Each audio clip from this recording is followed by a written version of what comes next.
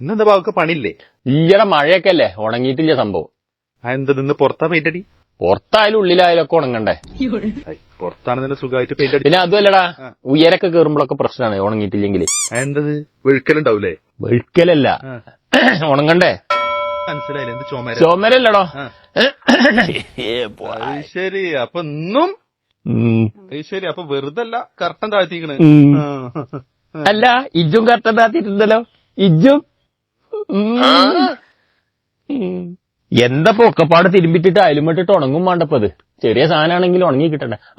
പ്രകാശനും അപ്പേട്ടനും ഭയങ്കര ഭക്തിസാന്ദ്രമായിട്ടുള്ളൊരു അന്തരീക്ഷമാണല്ലോ രണ്ടാളും. എന്താപ്പോ അമ്പലത്തിൽ പോയോ? ഒന്നും പറയണ്ട, ഒന്നാണ്ട് അമ്പലത്തിൽ പോയി. എന്താപ്പന്ന് പ്രത്യേകത അമ്പലത്തിലൊക്കെ? പ്രത്യേകത ഒന്നുമില്ല. അമ്മയുടെ പേരിലൊരു പുഷ്പാഞ്ജലി കഴിച്ചു. അങ്ങനെ കുറച്ച് വഴിപാടുകൾ ഉണ്ടായിരുന്നു. അതൊക്കെ നല്ല കാര്യമാണ്. നമ്മുടെ പേർക്ക് പുഷ്പാഞ്ജലി നടത്തണൊക്കെ അല്ലേ. അല്ല, അച്ഛന്റെ പേരിലൊന്നും കഴിക്കലില്ലേ അപ്പൊ? കഴിക്കണം. എന്ത്? ചന്ദ്രേട്ടന്റെ കടയിൽ നിന്ന് ബീഫും പൊറോട്ടെ. അച്ഛനാ അവിടെ മറ്റേ. എന്നാ പോയിട്ട് വരാട്ടോ.